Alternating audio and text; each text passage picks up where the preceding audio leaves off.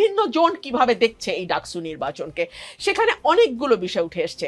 ছাত্র শিবির গত 15 বছর ধরে ছাত্রলীগের ভেতরে ঢুকে গিয়ে বিশ্ববিদ্যালয়ে তাদের কর্মকাণ্ডগুলো চালু রেখেছে, 1। 2 হচ্ছে ছাত্র শিবির বা জামাত, যেটাই আপনি বলেন না কেন, তারা অনেক বেশি সুসংগঠিত এবং ক্যাডার ভিত্তিক একটি সংগঠন। আপনি ছাত্র শিবির বা জামাতে ইসলামের প্রতিটি কর্মী, প্রতিটি নেতা, প্রতিটি সমর্থক, প্রতিটি সাথী, প্রত্যেকে দলের মানে একেবারে ফোরামের বাইরে, একদম 4 কর্নার অফ দ্য পার্টি যে রুলস অ্যান্ড রেগুলেশনস, তার বাইরে তারা কখনোই যাবে না, কোনো রকমেই তারা ভোট দেবে না। তাদেরকে আপনি কোনো কিছু দিয়েই আপনি তাদের ভোটকে কেটে অন্যদিকে নিতে পারবেন না। 3 হচ্ছে এই যে ওয়েলফেয়ার পলিটিক্সের কথা আমি বলছিলাম, আমি গণমাধ্যমে দেখলাম, এটা তার আমার জানার কথা না, আমি তো জামায়াত বা শিবিরের সঙ্গে যুক্ত নই, তারা বিভিন্ন জায়গায় স্টুডেন্টদেরকে নানানভাবে সহযোগিতা করেছে। ফর এক্সাম্পল ওয়াটার পিউরিফায়ার, প্রতিটি হলে হলে তারা ওয়াটার পিউরিফায়ার দিয়েছে। তারা স্টুডেন্টদের যারা হয়তো ততটা আর্থিকভাবে সক্ষম নয়, তাদেরকে, তাদের ভালো ভালো কোচিং সেন্টার আছে, সেই কোচিং সেন্টারগুলোতে তারা বিনা পয়সায় কিংবা কম পয়সায় তাদেরকে কোচিং করিয়েছে। অর্থাৎ স্টুডেন্টদের সুখে দুঃখে একেবারে আজকে থেকে না, এটা 1 বছরের প্রস্তুতি না, কিন্তু এটা জামাতের বহু পুরনো প্রস্তুতি। এখন এটা তাদের গুপ্ত রাজনীতির প্রকাশ্য ফসলও বলতে পারেন আপনি, কিংবা তারা যে দীর্ঘদিন ধরে রাজনীতিটাকে ছাত্রছাত্রীদের সঙ্গে একাত্ম হয়ে করতে পেরেছে, এটা তাদের একটা সফলতাও আপনি বলতে পারেন। তবে আমার কাছে যেটা মনে হয়, যারা পরাজিত হয়েছে তারা ডিনায়ালের মধ্যে না থেকে কিংবা অস্বীকারের সংস্কৃতি মধ্যে না থেকে, বা কি আওয়ামী লীগের ভোট জামাতে চলে গেছে এইগুলো কথা বলা না, দলকে আরো বিপর্যয়ের মধ্যে ফেলা। যে দলের নেতাদের বিচার হচ্ছে, যারা অপরাধ মানে না, সে আইনজীবী কিভাবে নিয়োগ দেবে? দ্বিতীয়ত হচ্ছে, তারপরে যদি আপনি রাষ্ট্রপক্ষের হয়ে আপনি এখানে আইনজীবী হইতে চান, তাকে রিপ্রেজেন্ট করতে চান, আপনি তো আবেদন করতে হবে। কোর্টেই যায় নাই, আবেদনই করে নাই, রাষ্ট্রপক্ষের প্রোটোকল আছে না? আপনি প্রেসে গিয়ে বলেন আমি হাসিনার আইনজীবী হইতে চাই, মানে এটা কি মামবাড়ির আবদান নাকি যে গাছ পায়রা পাকা পেঁপে আম পায়রা খেলাম? এরকম একটা ফাউল লোক 24-এর গণ অভ্যুত্থানকে যারা ওন করে না, গণ অভ্যুত্থানকে নিয়ে ফাইজলামি কমেন্ট করে, কাদের সিদ্দিকী, লতিফ সিদ্দিকী মার্কার লোক, এরা আওয়ামী লীগ থেকে বহিষ্কৃত, এত নমিনালি ওভার সিম্পলিফিকেশন করবার সুযোগ নাই। কারণ আমরা 75-এর পরে আওয়ামী পুনর্বাসন প্রকল্পের ইতিহাস পুরোটুকু জানি, পুরোটুকু বুঝি। এই জন্য সোহেল তাজ তার বোনকে নিয়ে যখন বাবার শতবর্ষ জন্মবার্ষিকীর কার্ড দিতে যায়, এটা খুব সিম্পল ইনভাইটেশন কার্ড না, এটা এত সিম্পলি নেওয়ার কোনো সুযোগ নাই। এই জন্যই যে বয়ানের রাজনীতি আছে আওয়ামী লীগকে পুনর্বাসন করবার, ফিরায় নিয়ে আসার, এবং এটার প্রকল্পগুলো মিলায়া দেখেন। দিল্লিতে হাসিনার সাথে এসালামের মিটিং হয়েছে, 4,000 কোটি টাকা চাইছে, 2,500 কোটি টাকা অলরেডি দিয়ে দিচ্ছে। সৌদি আরবে গিয়ে আওয়ামী লীগের নেতাদের সাথে মিটিং করছে, গাড়ির নাম প্লেট ছাড়া সে হাসিনার সাথে মিটিং করতে গেছে গোপন লোকেশনে, গাড়িতে নাম প্লেট ছিল না দিল্লিতে। ইন্ডিয়া বলছে এখানে এই ধরনের কোনো ঘটনা ঘটে নাই, কোনো কিছু হচ্ছে না। কলকাতায় অফিস করতেছে, দিল্লিতে অফিস করতেছে, সেই মিটিংয়ে ভারতের উচ্চপদস্থ কর্মকর্তারা উপস্থিত ছিল। আর এইখানে গুলিস্তানে ঝটিকা মিছিল হচ্ছে, এখানে এই মঞ্চ 71-এর নামে চেতনা ব্যবসায়ীরা এখানে এসে সংবিধান পুনরুদ্ধারের আলোচনা করতেছে। এইটাকে সিম্পলি এত সহজীকরণ করে দেখবার সুযোগ নাই। ফ্যাসিবাদ ফিরে না আসার এবং ফ্যাসিবাদ ফিরে আসার অনেক গল্প আছে, কিন্তু প্রক্রিয়া আছে। এখানে অনেক লম্বা লড়াই আছে, যেটাকে যদি আমি ব্রিটিশ লেফট ভেটারান পলিটিশিয়ান ছিলেন টনি বেন, অক্সফোর্ডের ছাত্র সংসদের ভিপি ছিলেন এক সময়, লেবার পার্টির ভেটারান পলিটিশিয়ান ছিলেন, এমপি মন্ত্রী ছিলেন, তার ছেলে মিনিস্টার ছিল, 7th জেনারেশন পলিটিশিয়ান। তার ডায়েরি আছে, টনি বেনস ডায়েরি। তো সেখানে তিনি গুরুত্বপূর্ণ অনেক বিষয়ে আলোচনা করেছেন। তার ভিতরে একটা হচ্ছে জেনারেশনাল ফাইট বলে একটা কথা আছে, যে প্রত্যেক জেনারেশনের নিজস্ব একটা লড়াই আছে। এই জন্য আমরা যখন আজাদির লড়াইয়ের কথা বলি, আমরা যখন সংগ্রামের কথা বলি, আমরা যখন অধিকারের লড়াইয়ের কথা বলি, এই লড়াইগুলোতে কখনো দাড়ি দেয়া যায় না। আপনি যেভাবে 71-এর যুদ্ধের পরে দাড়ি দিতে পারেন নাই, আপনি বলতে পারছিলেন না যে এটাই এই জমিনের শেষ লড়াই, আবার এটাই এই জমিনের শুরুর লড়াইও ছিল না। তাহলে 90 কেন হইল, তাহলে 24 কেন হইল? এবং এই 24-এর লড়াইয়ের মধ্যেই কিন্তু আগামী গণ অভ্যুত্থান রয়ে গেছে। যেমন আমি বারবার এটা বলছি যে আমার জুলাইয়ের ঘোষণাপত্র ইনকমপ্লিট, আমার জুলাই সনদের মধ্যে আমার অনেক স্বপ্ন আকাঙ্ক্ষা এখনও ফুটে ওঠে নাই, এবং এই জুলাই সনদের মধ্যেই হচ্ছে আগামী গণ অভ্যুত্থানটা হবে। এবং প্রত্যেকটা লড়াই যেটা করে, একটা জাতিকে সমৃদ্ধ করে, জেনারেশনকে আগায় এবং এটার মধ্য দিয়ে আগামী লড়াইয়ের বীজ রোপণ করে দিয়ে যায়। রোববার যে ঘটনাটা ঘটেছে সেটা না ঘটলে ভালো হতো, কিন্তু ঘটনাটি ঘটেছে এবং সামনে নির্বাচন কমিশনাররা প্রত্যেকেই উপস্থিত ছিলেন, তাদের সামনেই ঘটনাটি ঘটেছে। আমি একজন আইনজীবী, এই ব্যাখ্যা আমি আসলে গত 4 দিন ধরে দিচ্ছি, তারপরে যদি আপনি চান আমি আবারও দিতে পারি। আমি একজন আইনজীবী, I was representing my case. Brahmanbaria 2-কে আমি রিপ্রেজেন্ট করেছি। ব্রাহ্মণবাড়িয়া 3-এর যিনি সংসদ সদস্য হতে চাইছেন তিনি ব্রাহ্মণবাড়িয়া 3-এর পক্ষে 2জন লয়ার নিয়ে গেছেন, কিন্তু আমি অবাক হয়ে লক্ষ্য করলাম যে সেই 2জন লয়ার বলবার পরও 10-12জন বক্তা বলছেন এবং কে কার পক্ষে বলছেন কেউ বুঝতে পারছে না। ইভেন কমিশন থেকেও বারবার প্রশ্ন করা হচ্ছে যে আসলে কে কার পক্ষে বলছে, আপনি কি পক্ষে না বিপক্ষে না, কে আপনি, হু আর ইউ। তো একটা পর্যায়ে যখন 12-13 জন লাইন ধরে বলা শুরু করলো ব্রাহ্মণবাড়িয়া 3 থেকে, ব্রাহ্মণবাড়িয়া 2-তে তো আমি একা, আমি লয়ার, তো আমি গেলাম, আমি গিয়ে আমার বক্তব্যটা আবার বলতে চেয়েছি যে ওরা এতক্ষণ যেটা বলছে ওটা সামারি করে কনসাইজ করে রিবাট বলেন, রিবাটাল বলতে চাইলে রিবাটাল, রিফিউট বলতে চাইলে রিফিউট, কিছু অংশ অ্যাডমিশন হলে অ্যাডমিশন।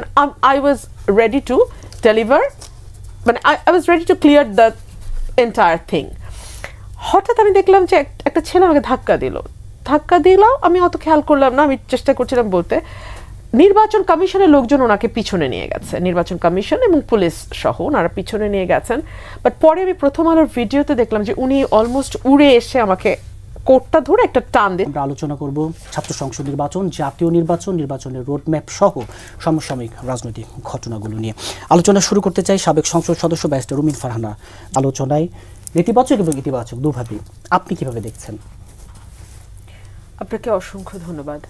তখন আমি পিছনে ঘুরে তাকিয়েছি, অ্যান্ড অবভিয়াসলি ততক্ষণে আমার লোকজন সবাই নেমে গেছে এবং নেমে গিয়ে একটা মারামারি আপনি বলেছেন 15 বছরে যা হয়নি সেটা হয়েছে, আবার আপনাকে তো এখন এই যে আওয়ামী লীগ বিষয়ক সম্পাদকের ট্যাগ। হ্যাঁ, এটা হয়েছে কি, অনেকগুলো ব্যাপার এখানে আছে। ধরুন যেই ব্যক্তি আমাকে আওয়ামী লীগ বিষয়ক সম্পাদক বললেন, উনি একটাবার চিন্তা করলেন না গত 15 বছরে ওনারাই কিন্তু আমার বক্তব্য নিয়ে সবচেয়ে বেশি উচ্ছ্বাস প্রকাশ করেছেন। ওনারাই কিন্তু আমার প্রতিটা মানে সংসদের বক্তব্য বলেন আর টকশোর জবাব বলেন, সেগুলোতে ওরাই সবচেয়ে বেশি অনুপ্রাণিত বা উৎসাহিত বা মানে কি বলবো মোটিভেটেড যেটা বলেন সেটা হয়েছে। ভুলে গেল আমার নামে 9টা মামলা এখনো পেন্ডিং আছে, 6টা আইসিটি অ্যাক্টের, ডিজিটাল সিকিউরিটি অ্যাক্টের, আর 3টা মামলা হত্যা, খুন, অগ্নিসংযোগ, জজদের বাড়ি ভাঙা 28 অক্টোবরের পরে। এগুলো ওনারা ভুলে গেলেন। অনলাইন এবং অফলাইনে আমাকে জঘন্যভাবে 15 বছর সাইবার বুলিং এর শিকার হতে হয়েছে, আমাকে স্লাট শেমিং এর শিকার হতে হয়েছে। ওনারা ভুলে গেলেন আমার বাড়ি ভাঙচুর হয়েছে একেবারে লাস্ট মোমেন্টে ওনাদের সাথে যাওয়ার কারণে। ওনাদের সাথে আমি শাহবাগে, কি বলে ওটাকে, শহীদ মিনারে যাওয়ার কারণে আমার বাসা ভাঙচুর হয়েছে। ওনারা ভুলেই গেলেন এই কথাগুলো এবং আমাকে আওয়ামী লীগ বিষয়ক সম্পাদক বললেন। এটা দুঃখজনক এবং এটা রাজনীতিতে আসলে আমরা আশা করি না। আর তার প্রেক্ষিতে আমি একটা জবাব দিয়েছি যেটা নিয়ে অসম্ভব রকম আলোচনা হয়েছে। আমি যখন খুব ছোট, আমার বাসায় মরাল প্রিন্সিপাল খুব শেখানো হতো। কিরকম মরাল প্রিন্সিপাল? মানে মরাল প্রিন্সিপাল বলতে আমার বাবা আমাকে পড়তে বসাতেন, নিয়ে বসে বসে বই পড়াতেন, এরকম না। উনি কিছু কথা আপ্তবাক্যের মতন বলতেন। যেমন উনি খুব ছোটবেলা আমাকে বলতেন, না তুমি যাদেরকে বড় লোক বলছো ওটা বড় লোক না, ওরা ধনী লোক। অর্থাৎ একেবারে শৈশবে আমার মাথায় গেঁথে দেওয়া হয়েছিল অর্থবিত্ত থাকলেই সেটাকে বড় লোক বলে না। বড় লোক হচ্ছে যিনি জ্ঞানে, যিনি সংস্কৃতিতে, যিনি লেখাপড়ায়, যিনি ঐতিহ্যগতভাবে এবং ব্যবহার সব কিছু মিলিয়ে যিনি একটা বড় মানুষ, তাকে আমরা বড় লোক বলি। সো এই যে ইচ্ছাকৃতভাবে কথাটাকে বিকৃত করে শ্রেণী বৈষম্য নিয়ে আসা, এখানে নানানভাবে আমাকে বলার চেষ্টা করা, যে যা আমি বলিনি তা আমাকে দিয়ে বলানোর চেষ্টা, ব্যাপারটা সেরকম না। আপনি যদি সভ্য, মার্জিত, ভদ্র এই বিষয়টা আপনার জীবনে, যাপিত জীবনে চর্চিত না হয়, আপনার বাক্যে, আপনার স্লোগানে, আপনার রাজনীতিতে, আপনার কর্মকাণ্ডে, আপনার প্রচারণায়, সকল কিছুতে, তাহলে আমি আসলে আপনাকে ভদ্রলোক বা বড় লোক বলবো না। জি, আপনারে টকশো করতাম বা 14 সালের ওই ভোটের বিরুদ্ধে যখন টকশো করতাম, আমাদেরকে পিছন থেকে রাজাকারের বাচ্চা গালি দিত টিভি চ্যানেলে। টকশো তো দিতই, অনেক সাংবাদিক আগ বাড়িয়ে পাকিস্তান চলে যান এমন কথাও বলেছে। ওই যে পাকিস্তান চলে যান, আর এখন শুরু হয়েছে ইন্ডিয়া চলে যান। তখন ছিল এক ধরনের ট্যাগ, এখন হচ্ছে স্বৈরাচারের দোষর এক ধরনের ট্যাগ। ট্যাগিং দেওয়াটা সহজ হয়ে গেছে, ট্যাগিং ফলোড বাই মব। মানে হাসনাত আবদুল্লাহ যে কথাটা বলেছে আওয়ামী লীগের সম্পাদক, এই যে রুমিন ফারহানা না হয় অন্য কাউকে বলতো, ওই দিন রাতে তার বাড়িতে অ্যাটাক হয়ে তাকে মেরে ফেলতে পারতো প্র্যাকটিক্যালি। মানে বাংলাদেশে এমন হয়েছে তো, অমুককে ট্যাগ দেওয়া হচ্ছে, তার বাসা আগুন দিয়ে দিচ্ছে। এটা খুব কমন ঘটনা, এক বছর অনেক ঘটেছে। ট্যাগিং ফলোড বাই মব মিলে একটা ভয়াবহ জিনিস হয়ে দাঁড়াচ্ছে। এটা অ্যান্টি স্টেট, এটা অ্যান্টি বাংলাদেশ, এটা anti inclusion, anti democracy, anti সব কিছু, যত ভ্যালু আমাদের সমাজে আছে সব কিছুর অ্যাগেনস্টে। রাষ্ট্রের ব্যর্থতা হচ্ছে রাষ্ট্র এটাকে নিবারণ করার ন্যূনতম কোনো ইফেক্টিভ স্টেপ নিতে পারেনি, সদিচ্ছাও নাই, নিয়ত নাই, সক্ষমতাও নাই। সক্ষমতাহীন একটি রাষ্ট্র পরিণত হচ্ছে বাংলাদেশ, এবং কঠোর হওয়ার প্রয়োজন যেখানে, সেখানে কঠোর হতে পারছে না। আমি মনে করি হাসনাত আবদুল্লাহ অত্যন্ত সাহসী। আমি মাঝে মধ্যে তাদের ওই জুলাই আগস্টের সময়ের ক্লিপগুলো দেখি, এবং পুলিশকে যেভাবে বলছে এটা আমাদের ক্যাম্পাস, আপনি চলে যান, আমি থাকবো, বন্দুকের সামনে দাঁড়িয়ে যাওয়া। কিন্তু আমি কিন্তু এক বছর ওই হাসনাত আবদুল্লাহকে হারিয়ে ফেলেছি। আমি ওই হাসনাত আবদুল্লাহকে আর পাচ্ছি না। আমি পাচ্ছি সেই হাসনাত আবদুল্লাহ যিনি জাতীয় পার্টিকে আজকে মোনাফেক গালি দিয়েছে, তারপরে রুমিন ফারহানার সাথে তো তাকে বললো, ট্যাগিং দিল। এর আগেও জিমরাদের সম্পর্কেও বাজে মন্তব্য করেছে, আর্মি নিয়ে ভয়াবহ মন্তব্য করেছে। ওরা বয়স অনেক ছোট, এবং এটা তাদের প্রথম পলিটিক্যাল মুভমেন্ট। তাদের জীবনে 5-6টা মুভমেন্ট হওয়ার পর একটা রাজনীতিবিদ তৈরি হয়। একটা রাজনীতিবিদ তৈরিতে অনেক সময় লাগে। আর কোন রাজনীতিবিদের বিষয়ে স্বৈরাচার আছে এটা বোঝা খুব মুশকিল। স্বৈরাচার হওয়ার সুযোগ না পেলে বোঝা যায় না কে স্বৈরাচার। সুযোগের অভাবে অনেক লোক সৎ থাকে না, ঘুষ খাওয়ার সুযোগ নেই সৎ। ক্ষমতা যখন আসে তখন বোঝা যায়। টিআর কাবিটা আসলে বোঝা যাবে সে কমচোর কিনা, সে সারা জীবন সৎ, কারণ সে সুযোগই পায়নি। তো রাজনীতিবিদ হওয়ার প্রথম ধাপ হচ্ছে আমার কোনো ক্ষমতা নাই, আমি ক্ষমতাহীন, এইভাবে নিজেকে তৈরি করা। তো আমার এই ইয়াং ফ্রেন্ডসরা, তারা হিউজ পোটেনশিয়াল এখনও আমরা মনে করি। তারা মূলধারার রাজনীতিতে আসুক, সংসদে আসুক, জোরালো বক্তব্য রাখুক, দেশ গঠন করুক, কিন্তু তারা সব কিছু অ্যান্টি রোল প্লে করছে। অ্যান্টি জাতীয় পার্টি, অ্যান্টি সেনাবাহিনী, anti part of BNP, anti BNP বিভিন্ন পকেট, অ্যান্টি রুমিন ফারহানা, অ্যান্টি স্বামীনাথের পাটোয়ারি। তারা আমাদের ভালোবাসার, স্নেহের, শ্রদ্ধার, কিন্তু তারা আমাদেরকে ঘৃণার বানিয়ে ফেলছে। আমরাও বাধ্য হবো তাদেরকে ঘৃণার বানাতে, এবং সেক্ষেত্রে তারা আরও বেশি বিপদে পড়ে গেছে যত ভোট আসছে। কারণ দেশ তো তারা চালাচ্ছে, সচিব নিয়োগ দিয়েছে তারা প্র্যাকটিক্যালি। ভোটের বিষয়গুলো একটু পরে, তারা যখন ভোটে যাচ্ছে তখন দেখছে হিসাব মিলছে না, স্বাভাবিকভাবেই তারা আরও পারপ্লেক্সড হয়ে যাচ্ছে। জুনায়েদ সাকিব, শুভেচ্ছা, আসসালামু আলাইকুম। প্রথমত মানে আমার বক্তব্য হবে যে আমরা এমন একটা পর্বে আছি যেটাকে বলতে পারি যে 1972 সালের যে বড় বাস্তবতাটা আমাদের তৈরি হয়েছিল, যে আমরা একটা যুদ্ধের মধ্য দিয়ে, আমাদের লক্ষ লক্ষ মানুষের আত্মত্যাগের মধ্য দিয়ে আমরা একটা রাষ্ট্র পত্তন করেছি। সেই রাষ্ট্র গঠনের যে কাজটা ছিল, সেইখানে যেভাবে পুরো জাতিকে, জনগোষ্ঠীকে ঐক্যবদ্ধ করা দরকার ছিল, সবার মধ্যে একটা ন্যূনতম ঐক্যের জায়গা রক্ষা করে একটা নতুন যাত্রার জায়গা ছিল, সেখানে শুরু থেকেই একটা বেশ মানে এমন প্রতিপক্ষ, এমন প্রতিদ্বন্দ্বিতা যেটা রীতিমতো সংঘাত রূপ নিল, যার ফলে আমাদের রাষ্ট্রপত্তনেও আমরা অনেক জটিলতা দেখলাম। যেমন আমাদের সংবিধানের ক্ষমতা কাঠামো হলো প্রচণ্ড স্বৈরতান্ত্রিক, আমাদের রাষ্ট্রীয় প্রতিষ্ঠানগুলো দাঁড়ানোর বদলে ওই রাজনৈতিক প্রতিপক্ষ দমন অথবা তার বিরোধিতা, এটি প্রধান জায়গা পরিণত হলো, এবং তার ফলে কত হত্যাকাণ্ড, কত কিছু, সেটা আমরা শুরু থেকে দেখেছি। আমরা 2024-এর পরে কিন্তু এত বড় আবার একটা অভ্যুত্থান, যেখানে অনেক হাজারো আমাদের তরুণ প্রাণ, যাদের শিশু, নারী, বৃদ্ধ, বাঙালি, চাকমা, হিন্দু, মুসলমান, নারী, পুরুষ, সবাই আমাদের যে আত্মত্যাগের মধ্যে দিয়ে আমরা একটা জায়গায় আসলাম। এই পর্বেও কিন্তু একটা আমাদের রাষ্ট্রের পুনর্গঠনের প্রশ্নটা প্রধান ছিল, এবং একটা সম্মিলিত লড়াইয়ের মধ্যে দিয়ে এসেছি। ফলে একটা কতটা সমঝোতা এবং ঐকমত্য কিংবা কনসেনসাসের ভিত্তিতে আমরা এই রাষ্ট্রটাকে একটা গণতান্ত্রিক জায়গায় নিতে পারি, যেটা আকাঙ্ক্ষিত ছিল 71 সালেও, কিন্তু সেটা হয়নি। 90-এও আমরা আন্দোলন করেছি, রক্ত দিয়েছি, কিন্তু সেখানেও হয়নি। এইবারে কিভাবে সেটা হবে, তার জন্য ন্যূনতম জাতীয় ঐকমত্য রক্ষা করা, তার অধীনে প্রতিযোগিতা প্রতিদ্বন্দ্বিতাকে রক্ষা করা, গণতন্ত্রের প্রতিযোগিতা প্রতিদ্বন্দ্বিতা থাকবে, সেই জায়গাটা ছিল। এবং এইটাই প্রশ্ন ছিল নতুন রাজনৈতিক বন্দোবস্ত, নতুন অর্থনৈতিক সাংস্কৃতিক বন্দোবস্ত তৈরি করা, যেটার মধ্য দিয়ে আমরা পুরনো এই ফ্যাসিবাদী ইতিহাসটা থেকে বেরিয়ে গিয়ে নতুন জায়গায় যাব। সো এইটা আমরা আমাদের দিক থেকে বলার চেষ্টা করলেও আমরা দুর্ভাগ্যবশত সেটা দেখিনি যে, এবং প্রতিযোগিতা প্রতিদ্বন্দ্বিতা এমন রূপ নিচ্ছে যেখানে গালিগালাজের পর্যায়ে এটা রূপান্তরিত হচ্ছে এবং পুরনো বন্দোবস্তই নানানভাবে প্রকাশিত হচ্ছে। যেভাবে ধরেন এখানে সোশ্যাল মিডিয়াতে এমনকি বাস্তব মাঠে নানাভাবে নারীর প্রতি বিভিন্ন রাজনৈতিক প্রতিপক্ষের প্রতি একটা, কিংবা সংখ্যার দিক থেকে যারা কম, ক্ষমতার সম্পর্কে যারা দুর্বল, তাদের উপরে আক্রমণ করা হয়, তাদের ন্যায় বিচার পাওয়ার জায়গাটা খর্ব করা হয়। এমনকি তারা যদি দোষী হয়, সেই দোষের জন্য যে বিচার, তার আগেই তার বিচার হয়ে যায়। এই রকম বাস্তবতা অনেক সময় যেটা ঘটেছে।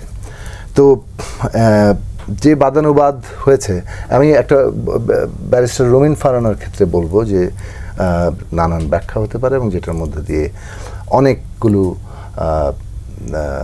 জায়গা, সমস্যাজনক জায়গা তৈরি হতে পারে। ফলে আমার ব্যক্তিগত থাকবে, আবেদন থাকবে যে এই শব্দ তিনি প্রত্যাহার করবেন এবং আমাদের মধ্যে যত বিরোধী হোক আমরা রাজনৈতিক সমালোচনার জায়গাতেই থাকবো।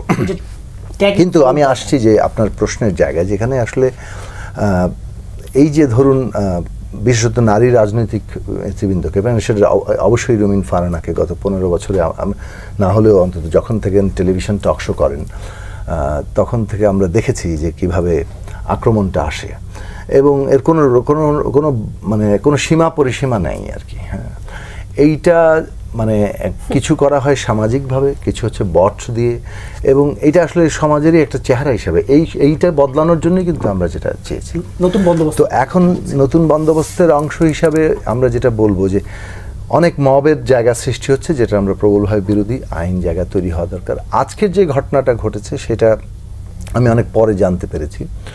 সেইখানে যারা এই সংগঠন করেছেন তাদের বক্তব্য যা এসছে তা থেকে একটা পরিষ্কার জায়গা বোঝা যায় যে এখানে একটা অস্থিতিশীলতা তৈরির চেষ্টা আছে এবং অনেকগুলো তথ্যগত সমস্যাজনক জায়গা আছে।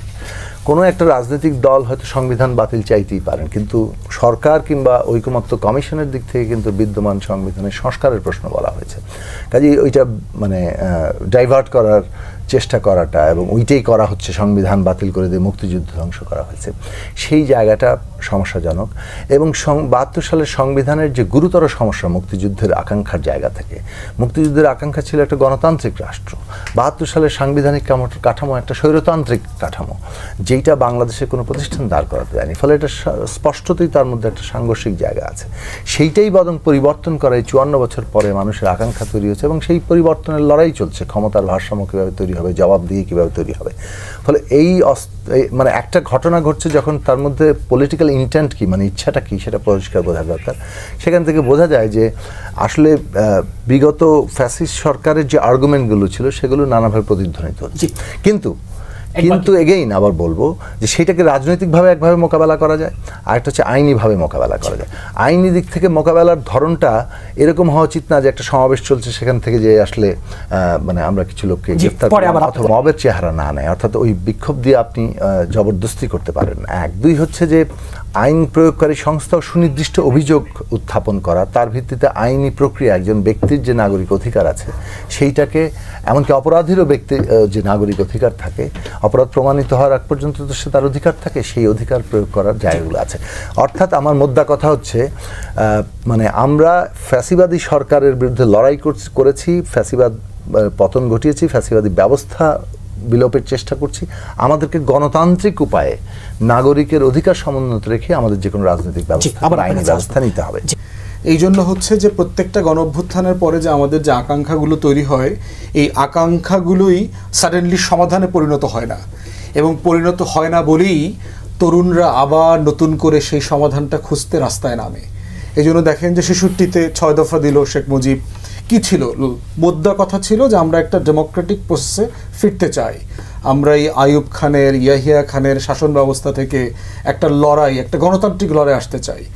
তো এইটা দেখেন 2025 সালেও আমরা ঐকমত্য কমিশনে গিয়ে একই আলোচনা করেছি যে একটা ভালো নির্বাচন কিভাবে হতে পারে, যেটা গ্রহণযোগ্য হবে, যেটা সুষ্ঠু হবে, যেখানে সবাই অংশগ্রহণ করতে পারবে, যেখানে সবাই নীরবে ভোট দিতে পারবে, নিরাপদে ভোট দিতে পারবে।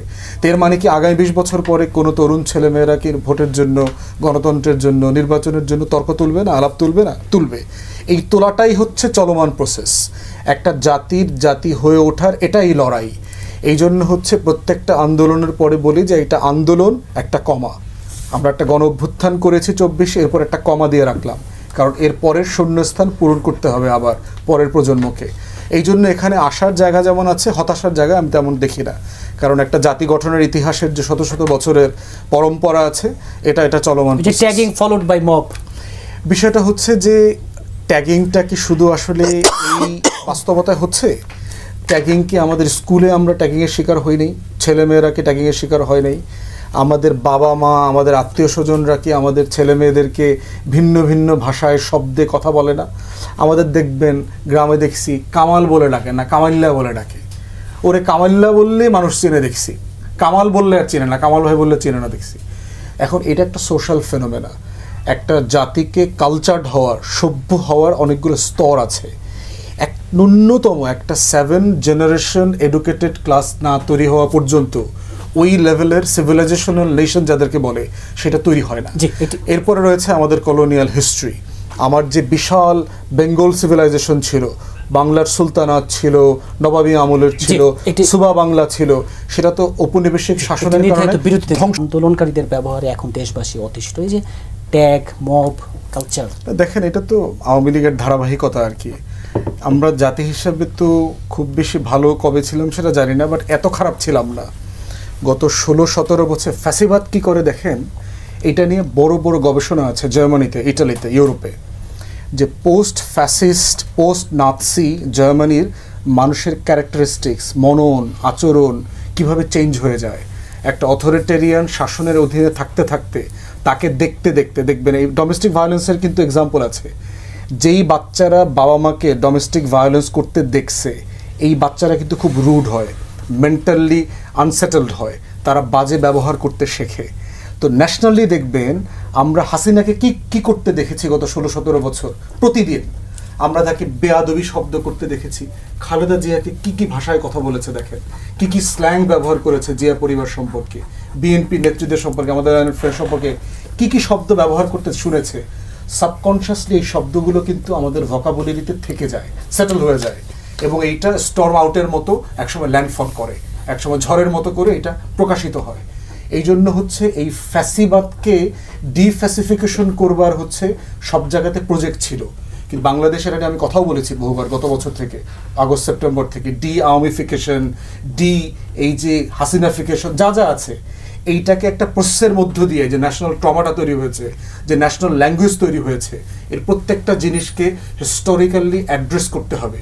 যেই দেশ এগুলো করতে পারে নাই, সেখানে এই ঘটনাগুলো আবার নতুন ফেনোমেনা আকারে চলে আসে, কারণ সমাজ গত 17 বছরে একটা বাজে বাস্তবতার মধ্যে অভ্যস্ত হয়ে গেছে। আমার ঘরে গণতন্ত্র নাই, পরিবারে নাই, স্কুলে নাই, সমাজে নাই, কিন্তু আমি রাষ্ট্রে আশা করছি যে গণতন্ত্র হবে, ভালো আচরণ হবে। আমার স্কুল কি আমাকে এটিকেট শেখাচ্ছে? সমাজ এটিকেট শেখায়, কিভাবে কথা বলতে হয়, মেয়েদের সাথে কিভাবে আচরণ করতে হয়, কেউ তো শেখাচ্ছে না আমাকে। বাট আমি কোনটা শিখছি? প্রত্যেক দিন কাউয়া কাদের যেভাবে টেনে টেনে 3 আলিফ দিয়ে 5 আলিফ দিয়ে খেলা হবে, টেনে টেনে যে বলতেছে। কিন্তু ছেলেপেলেরা দেখেন এখন প্রত্যেকটা ক্যাম্পাসে দেখলাম ওরা যে স্পোর্টস, বার্ষিক স্পোর্টস করতেছে না, সব জায়গায় দেখলাম ওবায়দুল কাদের ফেনোমেনাটা অভিনীত হচ্ছে। এটা একটা অভিনয়ের ক্যারেক্টার হয়ে গেছে, খেলা হবে। এবং এই যে আসছে এবারে এই যে টেনে টেনে কথা বলতেছে, তাহলে আপনি সাবকনশিয়াসলি কিন্তু একটা প্রত্যেকটা শিশুর মনে একটা ওবায়দুল কাদেরের ফেনোমেনা তৈরি করে দিলেন, এবং এইটা সাবকনশিয়াসলি সে কোনো না কোনো ফর্মে অ্যাপ্লাই করবে, বন্ধুর উপরে করবে। আর তুই তো একটা ওবায়দুল কাদের, তুই তো একটা কাদের, তুই তো একটা হাসিনা, তুই আওয়ামী লীগ। তো এই ফেনোমেনাটা আপনি আইন করে রিজলভ করতে পারবেন না। আজকে না কালকে দেখলাম আপনার ছাত্র দলের ডাকসুর এজিএস ডিবেট হচ্ছে যমুনাতে। তার একজন কাউন্টার পার্টকে সে বলছে আপনি তো গুপ্ত শিবির। মানে বিতর্কের আইটেম কি? আমার কলিগ এখানে সবাই, এখানে তো কে গুপ্ত শিবির, ওপেন শিবির, এটা তো আলোচনার টপিক না। আলোচনার টপিক হচ্ছে ডাকসুতে আপনাকে কেন শিক্ষার্থীরা ভোট দিবে। তো অন্যকে আপনাকে এটা করতে হবে কেন? ওই যে ট্যাগিং, এই যে ট্যাগিং। তাহলে প্রশ্ন হচ্ছে যে এটা কে করছে, কারা করছে? আমরা কালেকটিভলি সবাই এই ফ্যাসিবাদের ভিকটিম, বিজয়ীরাও ভিকটিম, যারা পরাজিত তারা তো অবশ্যই ভিকটিম এটার। অতএব সেই বাস্তবতাকে এটা কালচারালি ফেস করতে হবে আমাদেরকে লম্বা সময় ধরে। এটার কোনো শর্টকাট নাই, আইন দিয়ে পুলিশ দিয়ে এটা সমাধান করা যাবে না। জি, ব্যারিস্টার রুমিন ফারহানা, কত কি আসলে বন্ধ হবে না? কারণ জুলাইয়ের এই অভ্যুত্থানের চেতনায় তো আমরা চেয়েছিলাম একটা নতুন বাংলাদেশ, সেই নতুন জায়গাটা কোথায়? আমরা 15 বছরের ইতিহাস যদি দেখি, আমরা দেখব ক্রমাগতভাবে আওয়ামী লীগ সরকার চেয়েছে দেশের মানুষকে বিভাজিত করতে। একটা দলের মানুষ যারা তাদের সঙ্গে আছে, প্রত্যক্ষ পরোক্ষভাবে আছে, তাদের সার্ভিস দিচ্ছে এবং তার বদলে তারা বেনিফিট পাচ্ছে, তারা যেই মতাদর্শেরই হোক না কেন, 71-এ তাদের যেই ভূমিকায় থাকুক না কেন, তারা হয়ে যাচ্ছে মুক্তিযুদ্ধের পক্ষের শক্তি। আর এর বাইরে বাকি যে জনগণ, দি আদার, তারা হয়ে যাচ্ছে মুক্তিযুদ্ধের বিপক্ষ শক্তি বা রাজাকার। এটা দিয়ে গত 15 বছর তারা দেশটাকে শাসন করেছে। আমরা গত 15 বছর দেখেছি কি, তাদের বিরুদ্ধে যে কথা বলেছে তাকে গুম করা হয়ে গেছে, তাকে কারাগারে নেওয়া হয়েছে, নখ তুলে ফেলা হয়েছে। আমাদের ছাত্র দলের ছেলেদের নখ তুলেছে প্লায়ার্স দিয়ে। কিংবা আমার মতন নারী, ভোকাল নারী যারা, তাদের বিরুদ্ধে স্লাট শেমিং করা হয়েছে, গালাগালি করা হয়েছে, বাজে মন্তব্য করা হয়েছে, মানে বিকৃতভাবে তাদেরকে উপস্থাপন করা হয়েছে, নানান রকম। আমি চেয়েছিলাম এমন একটা বাংলাদেশ 24 পরবর্তী, যেখানে একটা ঐক্য থাকবে, যেখানে বিভাজনটা ধীরে ধীরে কমে আসবে। একদিনে বিভাজন কমে না, এটা সম্ভব না। 15 বছর ধরে যে ঘৃণার চাষ হয়েছে, 15 বছর ধরে বিভাজনের চাষ হয়েছে, 15 বছর ধরে একজনকে আরেকজনের শত্রু করা হয়েছে, তো এত পরিকল্পিতভাবে সোশ্যাল টেক্সচারকে নষ্ট করা হয়েছে যে সেটা একদিনে বা এক মাসে হওয়া সম্ভব ছিল না।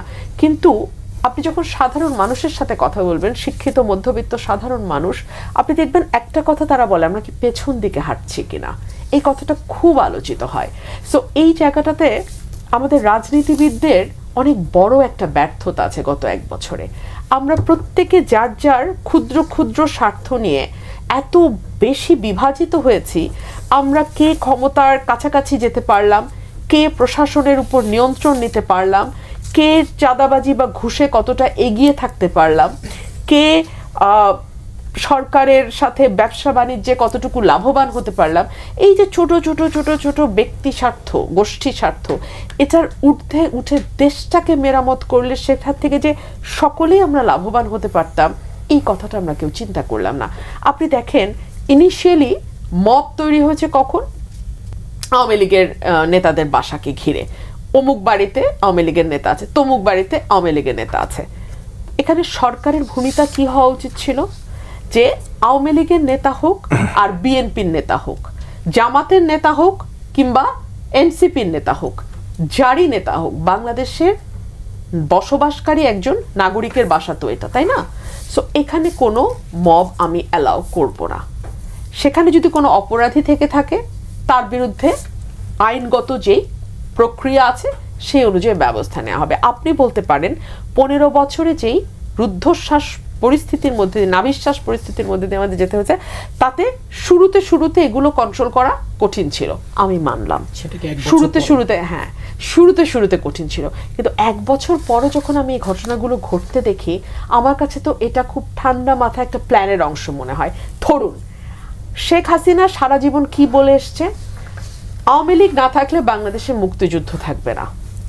বাংলাদেশে মুক্তিযুদ্ধের একমাত্র ইজারাদার, একমাত্র ঠিকাদার, একমাত্র মুক্তিযুদ্ধ করা, মুক্তিযুদ্ধের চেতনা লালন করা দল হচ্ছে আওয়ামী লীগ। আজকে যখন 7 জন বীরশ্রেষ্ঠর ভাস্কর ভাঙা হয়, তখন কিন্তু আওয়ামী লীগ বলার সুযোগ পায়, ওই যে বলেছিলাম আমরা ছাড়া সবাই রাজাকার। কিংবা যখন আজকে ধরুন লতিফ সিদ্দিকী যে বেঁচে আছেন, আল্লাহ মাফ করুক, আমি এটা জানতাম না, মানে আমি যে বয়স হয়েছে হয়তো উনি চলেও গেছেন, কিন্তু আজকে যে মানুষটা মানুষের মন থেকে ধুয়ে মুছে চলে গেছে, সেই মানুষটাকে আবারও আপনি জীবিত করলেন। এবং জীবিত করলেন কোন দোহাই দিয়ে? তারা তো মুক্তিযুদ্ধকে ব্যবহার করবে, মুক্তিযুদ্ধকে অস্ত্র বানাবে, মুক্তিযুদ্ধকে সামনে নিয়ে একটা প্রোগ্রাম করবে। করতে দেন না, কোনো অসুবিধা হতো? কোনো খুব মানে প্রমিনেন্ট কোনো মিডিয়াও কিন্তু সেখানে যায় নাই। ইভেন সবচেয়ে ইন্টারেস্টিং হলো, এটার যে আয়োজক পান্না সাহেব, অ্যাডভোকেট পান্না, জেডা খান পান্না, তিনি নাকি আজকে কোর্টে বসে বসে এই ভাঙচুরের ভিডিও দেখছেন। মানে তিনি নিজেই উপস্থিত হন নাই, ডক্টর কামাল হোসেন উপস্থিত হন নাই। তিনি আবার বিবৃতি দিয়েছেন যে তার নাম এখানে তাকে না জানিয়ে ব্যবহার করা হয়েছে। তো তাহলে এই যে একটা ভজঘট প্রোগ্রাম, এটা যদি হতো এটা কেউ জানতে পারতো? কিন্তু এখন দেখেন, এখন এটা সকল ন্যাশনাল মিডিয়া এসছে, এটা নিয়ে আপনি আমাকে প্রশ্ন করছেন, বাকি গেস্টদের প্রশ্ন করছেন, সবাই জবাব দিচ্ছে। সো আওয়ামী লীগ বারবার আমরা কেন জানি আওয়ামী লীগকে জিতিয়ে দিচ্ছি। আমার দুঃখের জায়গাটা ওইটাই, যে আওয়ামী লীগকে জিতিয়ে দিচ্ছি আমরা বারবার। জি, এই ভোট 24টি পরিকল্পনা, মানে এই যে নির্বাচনের দুটি, একটি তো বলবেন যে আওয়ামী লীগকে বারবার জিতিয়ে দিচ্ছে, আর হচ্ছে এই রোড ম্যাপের মধ্য দিয়ে নির্বাচন নিয়ে সব ধোঁয়াশা শঙ্কাকে আসলে কেটে গেল কিনা? জি, একটু হাসনাত এবং রুমিন ফারহানার ব্যাপারটা নিয়ে একটু বলবো। রুমিন ফারহানা তো অনেক ভালো আইনজীবী, ভালো ছাত্রী, এবং তার বাবা খুব আনকনভেনশনাল পলিটিশিয়ান, সর্বজন শ্রদ্ধ অলি ভাষা সৈনিক, বাংলাদেশের ইতিহাসের পার্ট। বাংলাদেশের ইতিহাস লিখতে গেলে একটা চ্যাপ্টার লিখতে হবে তার বাবাকে নিয়ে। খুবই সফল আইনজীবী ছিলেন, দেন হঠাৎ করে উনি রাজনীতিতে গেলেন, এমপি হলেন। একা পার্লামেন্ট, উনি এবং হারুন ভাই দুজন মিলে পুরো পার্লামেন্ট একা অ্যান্টি আওয়ামী ফোর্সটাকে ওনারা বলেছেন চরম ভাষায়, এবং পার্লামেন্টের ভিতরে ওনাদের ফিজিক্যাল অ্যাসেট হওয়ার সম্ভাবনাও ছিল। এরকম একটা পরিবেশ তৈরি হয়ে গিয়েছিল। হাসনাত আবদুল্লাহ ভুলে গেছে, হাসনাত আবদুল্লাহ চাইলেও রুমিন ফারহানা হতে পারবে না, এবং খুব খোলামেলা বলি, অনেকে কষ্ট পাবে, এনসিপি সবাই মিলেও রুমিন ফারহানা হতে পারবে না, আগামী 10 বছরে পারবে না। আপনাকে লিখে দিলাম, আপনি 10 বছর পরে মিলিয়ে দেখেন। সেই উপলব্ধিটা তাদের নাই, সেজন্য ঠাস করে বলে দিচ্ছে আওয়ামী লীগের সম্পাদক অতীত দেখেনি, অর্থাৎ গত আন্দোলনের পরে যে সুযোগটা পেয়েছে, এর বাইরে তার সামনে আর কোনো দৃষ্টি নাই, এর পিছনে তার কোনো দৃষ্টি নাই, এর অতীত তার নাই। সারজিৎ, আমার বক্তব্য, সংসদের বক্তব্য সারজিৎ শেয়ার করেছে 20 সালে তার ওয়ালে, আর এখন বলছে কি, তখনকার প্রেক্ষাপট এখন চেঞ্জ করে ফেলেছে, কারণ এখন সে বিজয়ী শক্তি, সে বিজয়টাকে পুরো উপভোগ করতে যাচ্ছে। এটা একটা চরম স্বৈরাচারী অ্যাটিটিউড, এবং নো লেস খারাপ দেন আওয়ামী লীগ। আওয়ামী লীগের আমলে যে আচরণটা ছিল, এটা সেম সাইকোলজিক্যাল, সেম অ্যাটিটিউড, এবং আরো খারাপ, কারণ তখন একটা স্ট্রাকচার ছিল, এখন তো স্ট্রাকচার নাই। এভাবে কি তাহলে আওয়ামী লীগকে বারবার জিতিয়ে দেওয়া হচ্ছে? এখন আসেন 71 মঞ্চ নিয়ে যেটা হয়েছিল, আমি ব্যক্তিগতভাবে মনে করি লতিফ সিদ্দিকীর ওই মিটিংয়ে ডাকা ঠিক হয়নি তাকে, এবং ওখানে ঘাতক দ্বারা নির্মূল কমিটির একজন ছিলেন, তাকেও এই পরিস্থিতিতে ডাকা ঠিক হয়নি। এই দুটো জিনিস বাদ দিলে 71 মঞ্চ প্রোগ্রাম করতে পারবে না? এটা কি স্বাধীন বাংলাদেশ, কি স্বাধীনতা নাম 71 দিয়ে প্রোগ্রাম করার অধিকার রাখে না কেউ? ওখানে প্রফেসর হাফিজুর রহমান কার্জন ছিলেন, উনি একটা বক্তব্য দিতেন, ওনার পক্ষে এক গ্রুপ বলছে সংবিধান বাদ করতে হবে, আপনি সেখানে তো মব পাঠাচ্ছেন না। আরেক গ্রুপ বলছে সংবিধান রাখতে হবে, 71 রাখতে হবে, সেখানে মব যাচ্ছে, পুলিশ যাচ্ছে, পুলিশ গিয়ে মবকে অ্যারেস্ট করছে না, পুলিশ গিয়ে আলোচকদের অ্যারেস্ট করে নিয়ে আসছে, এবং আলোচকদের কোনো মামলা ছিল না, ওদেরকে মামলা দিয়ে দিয়েছে। অর্থাৎ সরকার এই মবটাকে প্রমোট করছে, সরকারের ভিতরে রাসপুটিন আছে, সরকারের একটা ফ্রন্ট ফেস আছে লিবারেল, সরকারের একটা ইন্টারন্যাশনাল এক্সপোজার আছে, কিন্তু সরকার চালাচ্ছে অন্য কোনো রাসপুটিন। তারা এই মবটাকে সরকারি এজেন্ডা বাস্তবায়নে কাজ করছে। এর লায়াবিলিটি, আমি যতটুকু রাজনীতি বুঝি, এর লায়াবিলিটি সরকার এড়াতে পারবে না, কখনোই পারবে না, কোনো সরকার পারেনি। এখন আসেন আওয়ামী লীগের ফিরে আসা। আওয়ামী লীগ তো সরকার আসার পরে যদি 3 মাস পরে ভোট দিত, ওই ভোটেই আওয়ামী লীগ শেষ হয়ে যেত টোটালি, 6 মাস পরে দিলেও শেষ হয়ে যেত। যত দিন যাচ্ছে আওয়ামী লীগের ফিরে আসার সম্ভাবনা একটু একটু তৈরি হচ্ছে। কেন? কারণ বর্তমান সরকারটা আটারলি ফেল করছে দেশ চালাতে, utterly, totally failed, it's a failed state at the moment. আপনি কম্পেয়ার করতে পারেন 72, আপনি কম্পেয়ার করতে পারেন 14, 15, 16, বাট আমার উপলব্ধির সরকার ব্যর্থ হয়ে গেছে, এবং রাষ্ট্র ব্যর্থ হবে কিনা সেটা আমাদের সবাইকে চিন্তা করতে হবে। সরকার ব্যর্থ হলে কিছু যায় আসে না, রাষ্ট্র ব্যর্থ হলে তখন আমরা 4 জনই ক্ষতিগ্রস্ত হয়ে যাব, সেই চিন্তা আসবে। শেষ করে দিচ্ছি, রাষ্ট্র তার সংস্কার করবে সীমাবদ্ধতার মধ্যে, হুইমজিক্যাল না, চাপিয়ে দেওয়া না, এবং সকলকে সাথে নিয়ে। যে প্রসেসগুলো করা হয়েছে সেখানে বিপুল পার্সেন্টেজ লোক বাদ দিয়ে দেওয়া হয়েছে।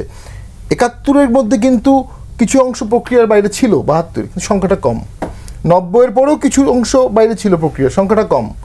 এই প্রথম একটা টোটাল র্যাডিক্যাল চেঞ্জ করা হচ্ছে, সেইখানে বিপুল সংখ্যক লোককে বাইরে রেখে। তো এটা টেকসই হবে না, এটা আপনাকে বলে দিলাম, এটা টেকসই হবে না, এটা গ্রহণযোগ্য হবে না। মাও সেতুং এই চেষ্টা করেছিল, তার গ্রেট লিপ ফরওয়ার্ড দিয়ে মুহূর্তের মধ্যে দেশ চেঞ্জ করে দেবে। তখন ড্যান জিওপিং বলছে আপনার এনথিসিস ভুল, আপনার ঠিক হবে না। মাও সেতুং ড্যান জিওপিংকে ঘোড়ায় করে তার গ্রামে পাঠিয়ে দিয়েছে। কিছুদিন পরে দেখা গেল ড্যান জিওপিং ওয়াজ রাইট, মাও সেতুংয়ের মূর্তি ভেঙে ফেলা হলো, ড্যান জিওপিংকে আবার গ্রাম থেকে নিয়ে আসা হলো। সম্মান শুধু এটা আছে যে কমিউনিস্ট পার্টির চেয়ারম্যান সারা জীবন যতদিন কমিউনিস্ট পার্টি থাকবে চেয়ারম্যান হবে মাও সেতুং, বাকি সবাই হচ্ছে এখন সেক্রেটারি জেনারেল। না, নির্বাচনের রোডম্যাপ, নির্বাচন করা বিশাল কঠিন যজ্ঞ। এই সরকার মব ঠেকাতে পারছে না। আজকের ঘটনাটা একটা এক্সাম্পল। তো নির্বাচনে তো দেখা যাবে এমন যে আমি ভোট করতে যাব, আমাকে মব ঠেকাবে, পুলিশ এসে আমাকে অ্যারেস্ট করে নিয়ে যাবে। যে সরকার মব ঠেকাতে পারে না সেই সরকার ভোট করতে পারবে না। জোনায়েদ সাকি, যেই সরকার মব ঠেকাতে পারে না সেই সরকার। বাদানুবাদের যে সংস্কৃতি সেটার আমি জেনারেলি বিরোধী।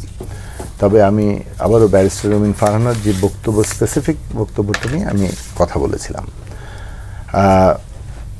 একটা জায়গাতে আসা দরকার যে আমরা যে নির্বাচন নিয়ে আলোচনা করছি, আমরা সংস্কার নিয়ে আলোচনা করছি, আমরা বিচার নিয়ে আলোচনা করছি, এই পুরো জিনিসটা একটা কনটেক্সটের মধ্যে করছি, একটা নির্দিষ্ট প্রেক্ষাপটে করছি। সেই নির্দিষ্ট প্রেক্ষাপটটা হচ্ছে যে আওয়ামী লীগ নামক রাজনৈতিক দল ক্ষমতায় ছিল, জনগণের ভোটকে বুড়ো আঙুল দেখিয়ে একটা ভয়ঙ্কর ত্রাসের রাজত্ব কায়েম করে এবং একটা মানে কোর্ট প্রতিপক্ষ তৈরি করে যাকে সে মানে যতটা ব্যাড নেম দেওয়ার দিয়ে তার সাথে সবাইকে ট্যাগ করে তাদের উপরে যত রকম অত্যাচার তাকে জায়েজ করে সেটা মুক্তিযুদ্ধের চেতনা নানান ধরনের বক্তব্য দিয়ে তারা সেটাকে করেছে। এখন এরপরেও শেষ সময়ে এসে জুলাই আগস্টের অভ্যুত্থানে তারা নির্বিচারে হত্যাযজ্ঞ চালিয়েছে। এইটা কোনো মানে এইটা এমন একটা ঘটনা যে ঘটনাটার জাস্ট আপনি পাশে সরিয়ে রাখতে পারেন না। এইটা বিশেষভাবে সর্বশেষ হত্যাকাণ্ডের পরে, মানে গুম খুন ইত্যাদি তো আছে, সেগুলোরও বিচার ডেফিনেটলি, কিন্তু এই হত্যাযজ্ঞের পরে শুধু কেবল দায়ী ব্যক্তিদের বিচার নয়, দল হিসেবে আওয়ামী লীগ একটা প্রশ্নের মুখে এবং তার সেই দল হিসেবে দায় কতটা। কেননা আমরা দেখেছি আওয়ামী লীগের একেবারে বিভিন্ন স্তরের নেতাকর্মীরা যেইভাবে গুলি, পুলিশের কাছ থেকে রাইফেল নিয়ে, তাদের অস্ত্র নিয়ে তারা যেভাবে ঝাঁপিয়ে পড়েছে হেলমেট পরে, এই পুরো জিনিসটা দল হিসেবে যে দায় সেটাও বিচারের আওতায় আসা দরকার। সেই বিচারের আওতায় আসার ব্যাপারটি এখন বিবেচ্য, এটা সরকারের একটা সিদ্ধান্তের প্রশ্ন, সেটাকে কার্যকর করার জায়গায় যেতে হবে। বিচারের প্রক্রিয়ার মধ্য দিয়ে যা ফলাফল আসবে সেই অনুযায়ী সিদ্ধান্ত হবে। এখন আপনি রাজনৈতিকভাবে এটা মানে একটা পজিশন নিতে পারেন, হ্যাঁ বাংলাদেশকে আমরা শেষ পর্যন্ত একটা ইনক্লুসিভ বাংলা, সেটার আমরা পক্ষে, একটা অন্তর্ভুক্তিমূলক বাংলাদেশে আমাদের পৌঁছাতে হবে। আমরা রাজনৈতিক ভাবে সকলকেই, সকল পথ মত কীভাবে রাজনৈতিক করতে পারবে সেটা নিঃসন্দেহে আমাদেরকে সেই ব্যবস্থার দিকে যেতে হবে। কিন্তু তার মানে এই নয় যে অপরাধ ভুলে যেতে হবে। অপরাধের বিচার ছাড়া, অর্থাৎ ন্যায় বিচার প্রতিষ্ঠা ছাড়া রাজনৈতিক রাষ্ট্র দাঁড়াতেই পারে না। 72 সাল থেকে এই পর্যন্ত রাষ্ট্রেরও গলদ ওই জায়গাতে, কিন্তু ন্যায় বিচারটা আমরা প্রতিষ্ঠা করতে পারিনি। সেটা 71 সালের যুদ্ধেরকালীন সময়ের অপরাধ থেকে শুরু করে পরবর্তীকালেও এখনও এসে যদি আমরা মনে করি যে আমরা ন্যায় বিচার ছাড়া আমরা কোনো জায়গায় পৌঁছে যাব, এটা একেবারেই সম্ভব হবে না। ফলে এইটা প্রথম প্রশ্ন। দ্বিতীয় প্রশ্ন হচ্ছে যে নির্বাচন আমাদের জন্য প্রয়োজনীয়, যেমন বিচার প্রয়োজনীয়, সংস্কার প্রয়োজনীয়, এবং এইটা একটা ধারাবাহিকতা এবং এইটাকে সম্পন্ন করতে গেলে নির্বাচনটা খুব জরুরি। এখন কেউ মনে করেন যদি এরকমটা করেন, ও নির্বাচন হয়ে গেলে আর বিচার হবে না, সংস্কার হবে না, এটা একেবারেই একটা তৈরি করা বাস্তবতা। যদি সেটাই বাস্তব হয় তাহলে আমরা কি করব? আমরা চিরস্থায়ী বন্দোবস্ত এভাবে থাকবো? এটা তো আসলে প্র্যাকটিক্যাল কোনো প্রস্তাবনা না। নির্বাচনে আসলে কোনো বিকল্প প্রস্তাবনা। আমাদের একটা গণতান্ত্রিক উত্তরণ দরকার এবং আমরা একটা রিপাবলিক প্রতিষ্ঠা করতে চাইছি যেখানে জনগণের হাতেই ক্ষমতা ন্যস্ত। এখন এই প্রশ্নের জায়গাতে নির্বাচন আমাদের করতে হবে। এইটা বাংলাদেশে বিচার, সংস্কার, নির্বাচন এখন প্রধান জাতীয় স্বার্থ। এটা যদি কোনোভাবে ব্যাহত হয় কিংবা যে কেউ যদি এটাকে ব্যাহত করে, সে একেবারে সরাসরি জাতীয় স্বার্থের বিরুদ্ধে দাঁড়াচ্ছে। এবং এইটা করার চেষ্টা করছে কে? আপনি 15ই আগস্টের বক্তব্য দেখেন শেখ হাসিনার, এই গত 15ই আগস্টের, সেখানেও তিনি এখনও নিজেকে প্রধানমন্ত্রী দাবি করছেন। আবার আজকে দেখলাম যে মানে ফটোকার্ড বেরোচ্ছে যে নির্বাচনের তফসিলে আগেই তারা নাশকতা সৃষ্টি করবেন। এর মানে জায়গাটা দাঁড়াচ্ছে যে নির্বাচনটা আসলে চায় না শেখ হাসিনা এবং মানে তার স্বার্থের জায়গা থেকে, এবং তার এর পেছনে যে নানা ধরনের দেশি বিদেশি মুরব্বীদের ইন্ধন থাকতে পারে সেটাও খুব সহজে অনুমেয়। ফলে বাংলাদেশের ন্যাশনাল ইন্টারেস্টের জায়গা থেকে আমাদের চিন্তা করা দরকার, আমরা তাহলে কীভাবে নির্বাচন করতে পারি। তিনটা প্রশ্ন যুক্ত আছে। কিভাবে আমাদের যে সংস্কারের প্রশ্ন, যেটা একটা জাতীয় সনদ হবে, সেটার আইনি বাধ্যবাধকতা তৈরি হবে, কিভাবে সেটা বাস্তবায়ন হবে, এবং আমরা নির্বাচনের পরিবেশটা ঠিকমতো করতে পারবো কিনা। আমরা মনে করি যে আইনি বাধ্যবাধকতা এবং বাস্তবায়নের পদ্ধতি নিয়ে কয়েকদিনের মধ্যে ঐকমত্য কমিশন একটা জায়গায় পৌঁছাবেন। অন্যদিকে আমরা নির্বাচনের পরিবেশ নিয়ে এখানে কথা বলতে পারি। সেই ক্ষেত্রে সরকারের একটা যেমন ভূমিকা আছে, সরকার এবং নির্বাচন কমিশন ঠিক করবে কারা নির্বাচনে অংশ নেবে। অন্যদিকে রাজনৈতিক দলগুলো, বিশেষভাবে আন্দোলনকারী শক্তির এখানে বিশেষ ভূমিকার জায়গাটা এইটা আমরা মনে করি যে এই যে গণতান্ত্রিক উত্তরণ, এই গণতান্ত্রিক উত্তরণটা আমাদের সম্পন্ন করতে হবে এবং সেই ক্ষেত্রে এই আন্দোলনকারী শক্তির সময়ের দায়িত্ব অত্যন্ত গুরুত্বপূর্ণ। কারণ হচ্ছে যে স্টেক হোল্ডার হিসেবে তারাই কিন্তু এর যে কোনো বিকল্পে ক্ষতিগ্রস্ত হবেন সবচেয়ে বেশি। লীগের কেউ কি বিচার প্রক্রিয়া মানে না তো? তাহলে যে দলের নেতাদের বিচার হচ্ছে, যারা অপরাধ মানে না, সে আইনজীবী কিভাবে নিয়োগ দেবে? দ্বিতীয়ত হচ্ছে তারপরে যদি আপনি রাষ্ট্রপক্ষের হয়ে আপনি এখানে আইনজীবী হইতে চান, তাকে রিপ্রেজেন্ট করতে চান, আপনি তো আবেদন করতে হবে। কোর্টেই যায় নাই, আবেদনই করে নাই, রাষ্ট্রপক্ষের প্রোটোকল আছে না? আপনি প্রেসে গিয়ে বলেন আমি হাসিনার আইনজীবী হইতে চাই, মানে এটা কি মামুমবাড়ির আবদান নাকি যে গাছ পায়রা পাকা পেঁপে আম পায়রা খেলাম? এরকম একটা ফাউল লোক 24-এর গণ অভ্যুত্থানকে যারা ওন করে না, গণ অভ্যুত্থানকে নিয়ে ফাইজলামি কমেন্ট করে, কাদের সিদ্দিকী, লতিফ সিদ্দিকী মার্কার লোক, এরা আওয়ামী লীগ থেকে বহিষ্কৃত, এত নমিনালি ওভার সিম্পলিফিকেশন করবার সুযোগ নাই। কারণ আমরা 75-এর পরে আওয়ামী পুনর্বাসন প্রকল্পের ইতিহাস পুরোটুকু জানি, পুরোটুকু বুঝি। এই জন্য সোহেল তাজ তার বোনকে নিয়ে যখন বাবার শতবর্ষ জন্মবার্ষিকীর কার্ড দিতে যায়, এটা খুব সিম্পল ইনভাইটেশন কার্ড না, এটা এত সিম্পলি নেওয়ার কোনো সুযোগ নাই। এই জন্যই যে বয়ানের রাজনীতি আছে আওয়ামী লীগকে পুনর্বাসন করবার, ফিরায় নিয়ে আসার, এবং এটার প্রকল্পগুলো মিলায়া দেখেন। দিল্লিতে হাসিনার সাথে এসালামের মিটিং হয়েছে, 4,000 কোটি টাকা চাইছে, 2,500 কোটি টাকা অলরেডি দিয়ে দিচ্ছে।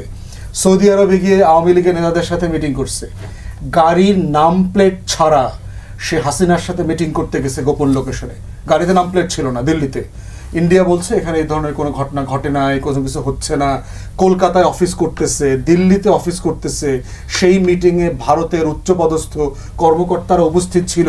আর এইখানে গুলিস্তানে ঝটিকা মিছিল হচ্ছে, এখানে এই মঞ্চ 71-এর নামে চেতনা ব্যবসায়ীরা এখানে এসে সংবিধান পুনরুদ্ধারের আলোচনা করতেছে। এইটাকে সিম্পলি এত সহজীকরণ করে দেখবার সুযোগ নাই।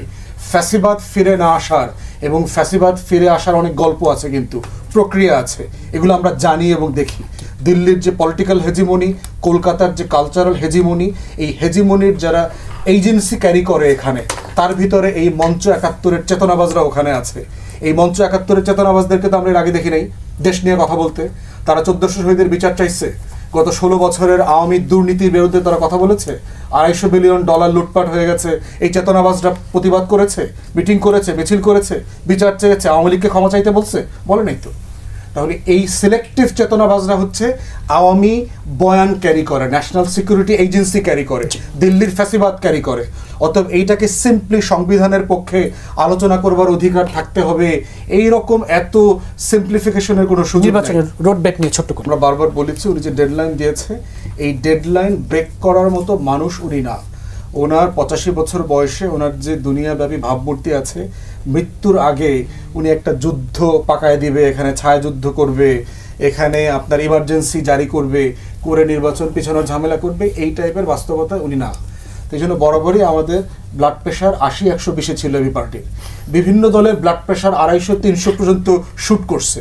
শুট করার কারণে যেটা হয়েছে, তারা অস্থির ছিল, তারা এই কথা কয়, সেই কথা কয়, বুক চাপড়ায়, হাই হোসেনের মতো হাই হাসিনা নির্বাচন দেন, এগুলো করছে। আমরা বুক চাপড়াই নেই কখনো। এবি পার্টির পজিশন সবসময় একদম ক্লিয়ার ছিল, পারসিস্টেন্ট। জুলাই সনদের ব্যাপারে আমরা বলেছি আমাদের এখানে রিজার্ভেশন আছে, ঘোষণাপত্রের ব্যাপারে আমাদের রিজার্ভেশন আছে, কিন্তু with reservation we attended the show. এবং সনদের ব্যাপারে বলেছি, সনদ বাস্তবায়ন প্রক্রিয়া, জুলাই সনদের অধীনে নির্বাচন, সংসদ গঠন এবং শপথ সবকিছু হতে হবে, কিন্তু এর কোনোটা না হওয়াকে কেন্দ্র করে নির্বাচন ভণ্ডুল করা, অংশগ্রহণ না করানো, পিছানো, এই রাজনীতিতে আমরা যাব না। এবি পার্টি একটা রেসপন্সিবল পলিটিক্স করবে, যার বিএনপি সহ যার পজিশনের অপোজিশনে যাওয়া কথা বলা দরকার আমরা কথা বলবো, কিন্তু কোনোটাকে কেন্দ্র করে নির্বাচন পিছানোর দাবি তোলাটা হবে আওয়ামী লীগের যে প্ল্যান, নির্বাচনকে ভণ্ডুল করা, অস্থিতিশীল করা, একটা ট্রানজিশন ইনটু ডেমোক্রেসিতে যাবার যে রোডম্যাপটা তৈরি হয়েছে, সেটাকে পিছিয়ে দেবার যে কাজ চলছে, এই ফাঁদে পা এবি পার্টি দেবে না, আমরা দিব না। জি, মহাসচিব বলেছেন যে নির্বাচন বানচালে সরকারের ভেতরেই একটি মহল আছে। না, ফুয়াদ ভাই ভালো বলেছেন যে ওনাদের প্রেশার 120-80 এটা কখনো ক্রস করে নাই। That is good for the health, কিন্তু মুশকিল হচ্ছে যে নানান রকম শঙ্কাও তো উড়িয়ে দেওয়া যাচ্ছে না। ধরুন ফুয়াদ ভাইও স্বীকার করলেন ২৫০০ কোটি টাকা অলরেডি ইনভেস্ট করা হয়েছে, এস আলম করেছে। ৪,০০০ কোটি টাকা ইনভেস্ট করবে, বাকি টাকা নভেম্বর ডিসেম্বরের মধ্যে দিয়ে দেওয়া হবে। এই টাকাগুলো কোথায় ব্যয় হবে? এই টাকাগুলো ব্যয় হবে এখন পর্যন্ত যে খবর সেটা হচ্ছে দেশকে অস্থিতিশীল করতে, নির্বাচনকে বানচাল করতে, নির্বাচনটা বানচাল করলে দেশকে একটা ফেইল স্টেটের দিকে নিয়ে যেতে। আপনার মনে থাকবে আমাদের জুলাই অভ্যুত্থানের পরপরই ইন্ডিয়া কিন্তু খুব নির্বাচনের কথা বলেছে, খুব রেগুলার বেসিসে বলেছে। আমরা ইন্ডিয়াকে কি বিশ্বাস করি? ইন্ডিয়া এখনো নির্বাচনের কথা বলছে, কিন্তু ওরা কি চাইছে আসলে? আপনাদের কি সত্যি মনে হয় যে বাংলাদেশ একটা নির্বাচনের মধ্যে দিয়ে যদি রাইট ট্র্যাকে ওঠে, আওয়ামী লীগের জন্য একটা বিরাট পরাজয় না?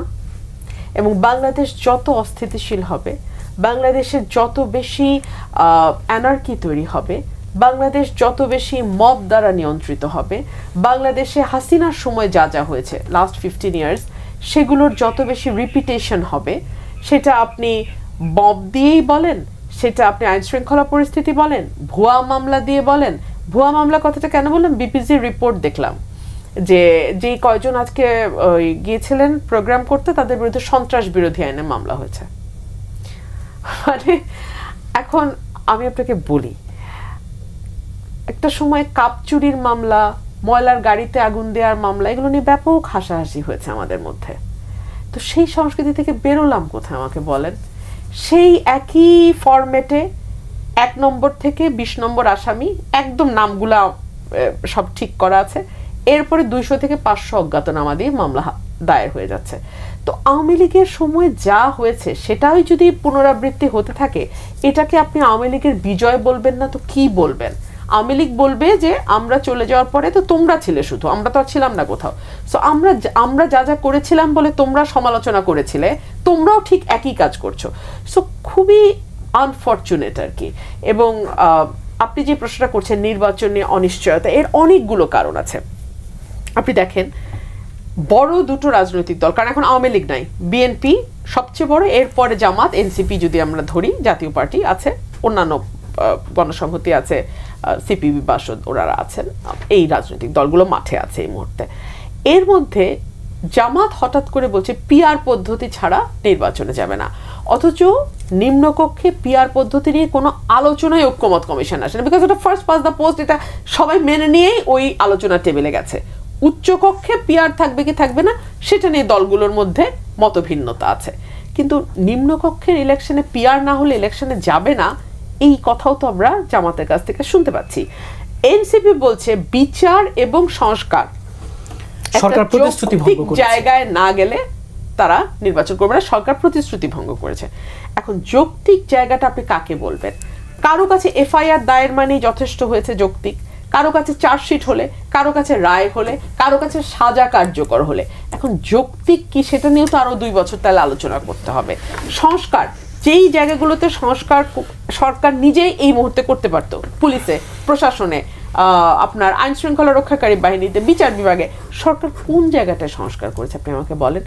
এক সংবিধান সংস্কার নিয়ে সরকার মাসের পর মাস সময় পার করছে, যেই সংস্কারটা সরকারের পক্ষে এখন করা সম্ভবই না, বিকজ কোনো অর্ডিন্যান্স দিয়ে আপনি কনস্টিটিউশন অ্যামেন্ড করতে পারেন না। এর জন্য আপনাকে 2/3 ভোটের প্রয়োজন, জনপ্রতিনিধিদের ভোটের প্রয়োজন। তো করেনি। ভারতও বাংলাদেশকে প্রদেশ করার জন্য বাংলাদেশকে সহযোগিতা করেনি। আমি অনেক বইপত্র দেখে বলছি, ভারতের একমাত্র উদ্দেশ্য ছিল দ্রুত 1 কোটি রিফিউজিকে বাংলাদেশে ফেরত পাঠানো, এটা তারা নিতে পারছিল না। আরেকটা ছিল কি, 2 পাকিস্তান ভাগ হয়ে গেলে তার হিউজ সিকিউরিটি অ্যাডভান্টেজ হবে, হিউজ। কিন্তু 71-এ যারা বিরোধিতা করেছিল তখনও তারা পাকিস্তানের সাথে ইউনাইটেড থাকতে চেয়েছিল। অনেকেই পরবর্তীতে অনেক দিন পর্যন্ত এরা লালন করেছে যে পাকিস্তান ইউনাইটেড করা যাবে কিনা। এখনও থিওরিটিক্যালি হয়তো অনেকে বিলিভ করে, অনেকে করেন, অনেকে বাস্তবতা মেনে নিয়েছে। এখন আওয়ামী লীগ বিরোধী আন্দোলন মানেই সেটা কিছুটা ভারত বিরোধী আন্দোলন হয়ে যায়। আওয়ামী লীগের পরাজয় মানেই সেটা 71-এর পরাজিত শক্তির বিজয় না, কিন্তু যে দাবার ছকটা খেলা হচ্ছে, কে খেলছে আমি জানি না, সেই ছকে কিন্তু এখন 71 ভার্সেস আদার্স একটা পক্ষ দাঁড়িয়ে যাচ্ছে। ঠিক এই জিনিসটাই আওয়ামী লীগের দরকার। আওয়ামী লীগ যতবার ফিরে আসে এই ন্যারেটিভস দিয়েই ফিরে আসে। এই ন্যারেটিভসটা কে তৈরি করছে? ওই মুক্তিযোদ্ধাকে আপনি ধাক্কা মেরে ফেলে দিলেন, হতে পারে সে আওয়ামী লীগের কর্মী ছিল, ফেলে দিলেন তো মুক্তিযোদ্ধাকে, কে ফেললো? তার রাজনৈতিক পরিচয়টা কি? বোঝাই যাচ্ছে তার রাজনৈতিক পরিচয়টা কি। হেডলাইন কি হচ্ছে? মুক্তিযোদ্ধার অপমান। ফেসবুক ছয়লাভ হয়ে গেছে, এই ন্যারেটিভসটা দাঁড়িয়ে যাচ্ছে। কিন্তু আসাদুজ্জামান ফুয়াদ তো বলছিলেন যে সবকিছুকে আবার সেই এক বয়ানে, না, এক বয়ানে কখনোই দাঁড়ানো যাবে না। অনেক মানুষ জুলাই আগস্টে মারা গেছে, তার আগে অনেক মানুষ গুম হয়েছে, অনেকগুলো ভোট র্যাভেজ হয়েছে। আগের মতো কোনো কিছুই হবে না, কিন্তু কোনো কিছু নিশ্চিহ্ন হয়ে যাবে না। That is the factor. কোনো কিছুই নিশ্চিহ্ন হয়ে যাবে না। এখন আসেন সামনের ভোট যদি হয় এবং একতরফা হয়, যদি হয় বলছেন কেন? কারণ আমি এখনো, প্রথম হচ্ছে এই সরকার যখন ক্ষমতায় আসছে তারা কখনোই 1-1.5 বছরের মধ্যে 2 বছরের মধ্যে ভোট দেওয়ার জন্য মানসিকভাবে প্রিপেয়ার ছিল না। তারা জাতি, দেশ, প্রশাসনকে দ্রুত ভোটের জন্য তৈরি করেন। তাদের মাথায় 5 বছর 10 বছর ছিল, আজীবনও ছিল মনে হয়। তো সে কারণেই ন্যাশন প্রিপেয়ার্ড না, আমলাতন্ত্র প্রিপেয়ার্ড না, পুলিশ প্রিপেয়ার্ড না। এবং এখনও যে প্রিপেয়ার্ড আছে এটা আমি বলবো না। ডে টু ডে অ্যাফেয়ার্স যে সরকার চালাতে পারে না, তারা ভোটও করতে পারে না। নাও এত সংঘাতময় পরিস্থিতি থেকে একটা ভোট হয় না প্র্যাকটিক্যালি। তো সেটার জন্য আগে কাম ডাউন করতে হয়, কাম ডাউন করে দেন আপনি ভোটে যেতে হবে। আগের মডেল যদিগুলো তাই হয়েছে। সো এখন সামনে যদি একতরফা ভোট হয়, সেই ভোটটা একটা সরকার আসবে এবং সে ভোটে ভোটকাস্ট কম হবে, কোনো সন্দেহ নেই। দুটো কারণে কম হবে। স্বাভাবিকভাবে আওয়ামী লীগের লোকজন ভোটে যাবে না, আর আওয়ামী লীগের লোকজন কিছুটা বাধা দিবে। কিছুটা বাধা দেওয়ার সক্ষমতা তাদের সবসময় ছিল, এখনও আছে। আবার বিএনপির লোকজনও ভাববে যে আমাদের প্রার্থী জিতেই যাবে, তো আমরা কেন ভোট কেন্দ্রে যাব। জামাতের লোকজন ভোট কেন্দ্রে যাবে। ওই একতরফা ভোটে অসম্ভব ট্যাকটিক্যাল একটা অ্যাডভান্টেজ কিন্তু জামাত পেয়ে যেতে পারে। তাদের সব ভোট কাস্ট হবে, ওভারঅল কাস্টিং কম হবে, এবং গ্যারান্টির ওই সরকার 5 বছর থাকতে পারবে না। এটা আমাদের পলিটিক্যাল অ্যানালাইসিস। এবং গ্যারান্টির ওই সরকার আসার পরে বাংলাদেশের ইনভেস্টমেন্ট, এফডিআই বাড়বে না, কারণ একটা একতরফা ভোটের একতরফা সরকার, ম্যান্ডেট ঘাটতির সরকার অটোমেটিক হয়ে যাবে। আপনি বলতে পারেন বিপ্লব একটা ম্যান্ডেট দিয়েছে কাউকে বাদ দেওয়ার। বিপ্লব কি আসলে কাউকে বাদ দেওয়ার ম্যান্ডেট দেয়, নাকি আরও অনেককে সংযুক্ত করে ম্যান্ডেট দেয়? যদি এটাকে আমরা বিপ্লব বলে থাকি, যদি অনেকে বলে এটা বিপ্লব না, অনেকে এটা বলে আন্দোলন। তো সেইখানে আমি মনে করি প্রথম থেকেই তো ম্যান্ডেটটাই ভুল পথে গেছে।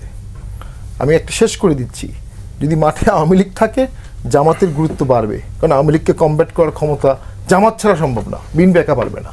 মাঠে আওয়ামী লীগ থাকলে বিএনপির গুরুত্ব বাড়বে, কারণ বিএনপিকে ছাড়া ভোটে আওয়ামী লীগকে ট্যাকেল করা সম্ভব না।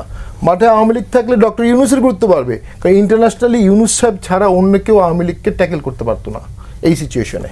তো যখনই আপনি একটা দলকে বাদ দিয়ে দিলেন, নৌকার সমস্ত দাঁড়িপাল্লার সবগুলো ব্যালেন্স এলোমেলো হয়ে গেল, ফলাফল নৌকা উল্টে যেতে পারে। নৌকা বলতে আমি দেশ সরকার বোঝাচ্ছি, আওয়ামী লীগের মার্কা কেনা।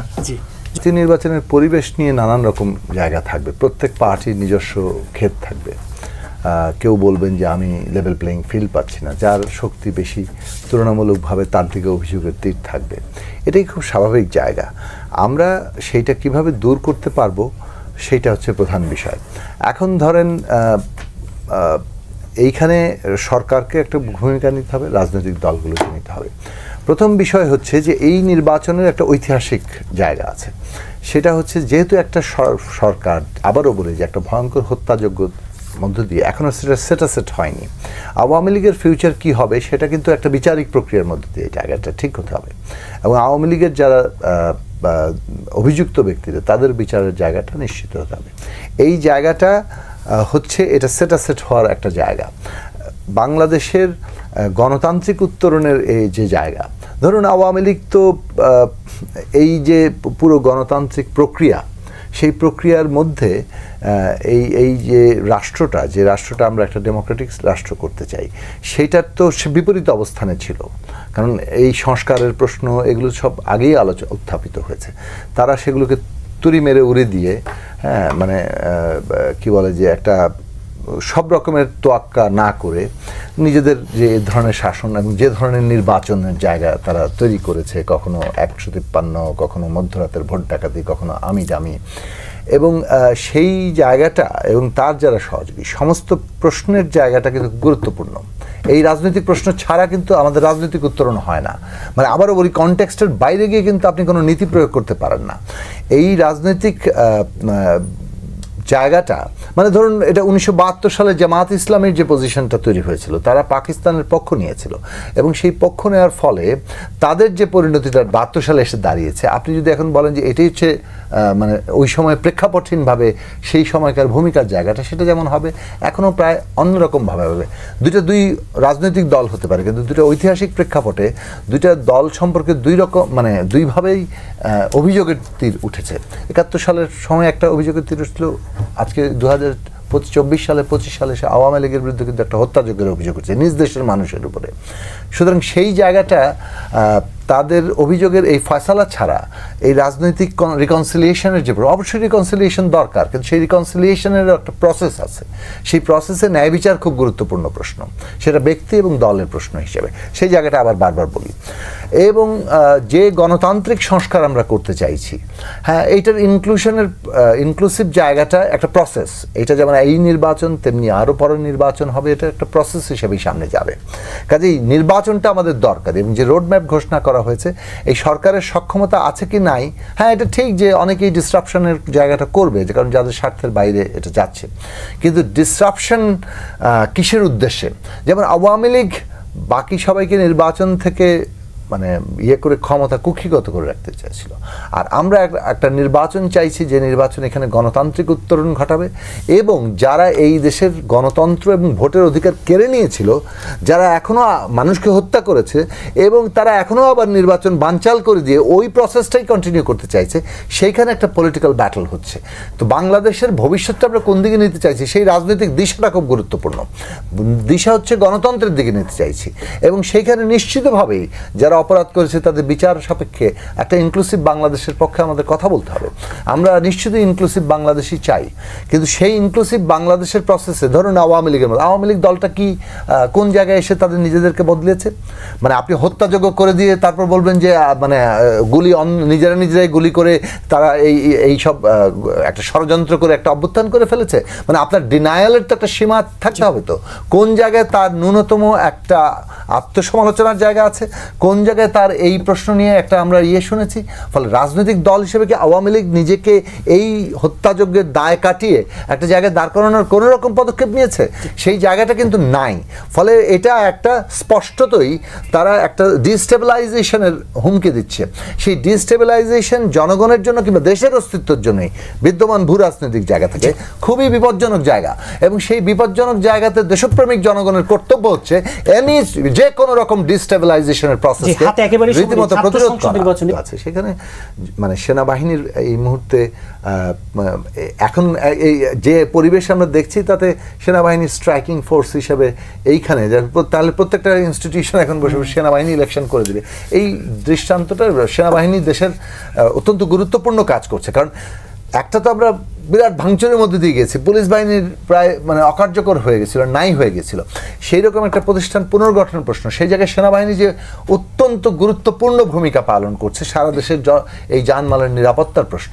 আমি একদমই একমত না এইটার সাথে যে মানে এইটা এমন একটা পোর্ট্রে চলছে যেন প্রফেসর ইউনূস সরকারের নেতৃত্বে বাংলাদেশ যেন মানে খুব খারাপ অবস্থা, আগের সরকারের চাইতে খারাপ অবস্থা ছিল।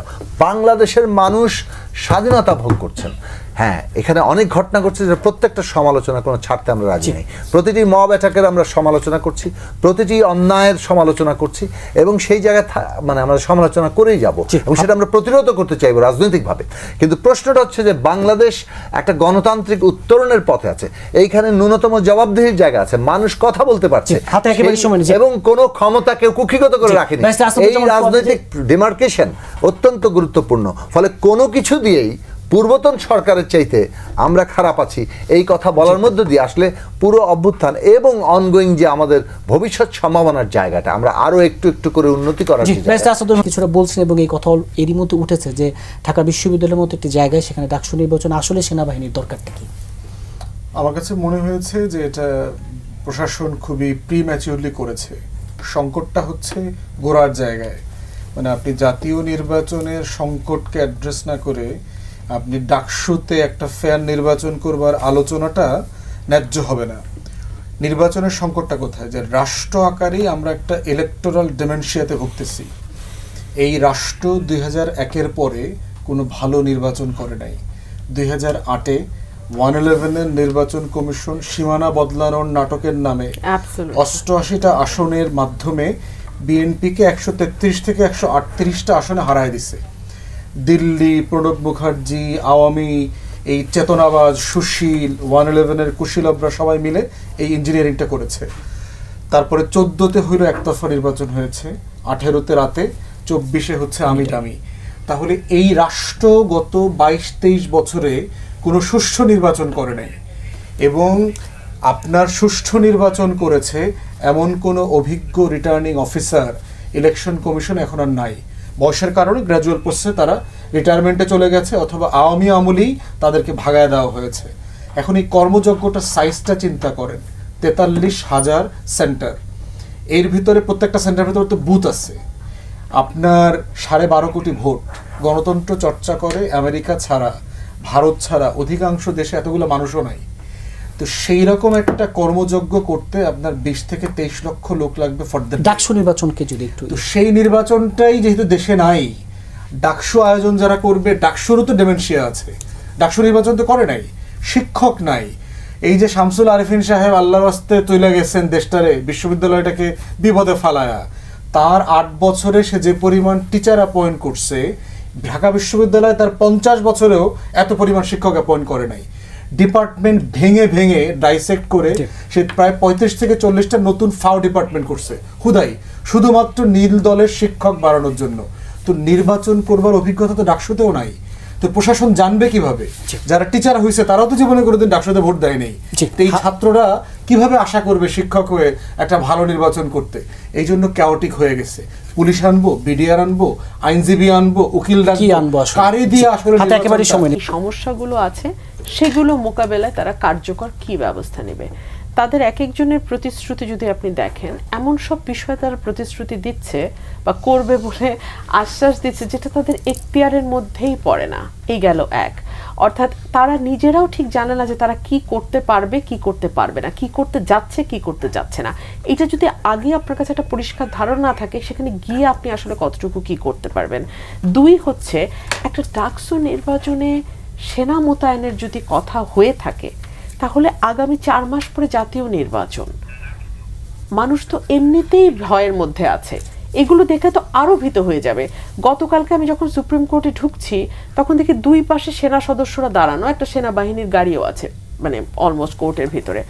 আমি বুঝিনি কেন, কিন্তু এই দৃশ্যগুলো মানুষকে স্বস্তি দেয় না। আমি শুধু এটুকুই বলতে চাই। জি, ব্যারিস্টার শামীম আহমেদ পটোয়ার সৃষ্টি করতে পারে, এবং এটা এই সময় দেওয়ার কোনো যৌক্তিক কারণ আমরা মানে জাতীয় নির্বাচনে আগে অন্তত এটা দরকার ছিল না। দেখেন, জামাত কিন্তু জাতীয় নির্বাচনের ব্যাপারে বলছে পিআর না দিলে হবে না, দেরি করতে হবে, কিন্তু ডাকসু ইলেকশনের ব্যাপারে তাদের খুব আগ্রহ আছে, কারণ ওখানে একটা কমফোর্টেবল ইকুয়েশন আছে। বাস্তবতা যেটা, ডাকসু নির্বাচনে শিবির ভালো ফলাফল করতে পারে, এটা অনেকের পক্ষে মেনে নেওয়া খুবই কঠিন, কারণ যারা ঢাকা ভার্সিটিকে দেখে আসছে, ঢাকা ভার্সিটির শিবির কখনো একসাথে যায় না, কিন্তু এখন এটা বাস্তবতা, এটাকে অনেকে দেখতে হচ্ছে। কিন্তু এটার ফলে কি হবে, আওয়ামী বিরোধী বা জুলাই যার যে প্ল্যাটফর্মটা ছিল, ওখানে আবার কিন্তু ফ্র্যাগমেন্টেশন হবে ধাপে ধাপে, অর্থাৎ ফ্র্যাগমেন্টেশনের মধ্যে ফ্র্যাগমেন্টেশন হচ্ছে, তাহলে ওই ফ্র্যাগমেন্টেশন দিয়ে সামনে এগানোটা কঠিন হবে। আরেকটা কি হচ্ছে, শেষ করে দিই, সেনাবাহিনীকে নেওয়া হবে কিনা জানি না, সেনাবাহিনী ইজ দ্য অনলি ইনস্টিটিউশন যারা এখনো বলা হয়েছে যে তাদের সাথে সম্পর্ক হবে না। সেনাবাহিনীকে পুলিশ বানায় ফেললে তো হবে না, সেনাবাহিনী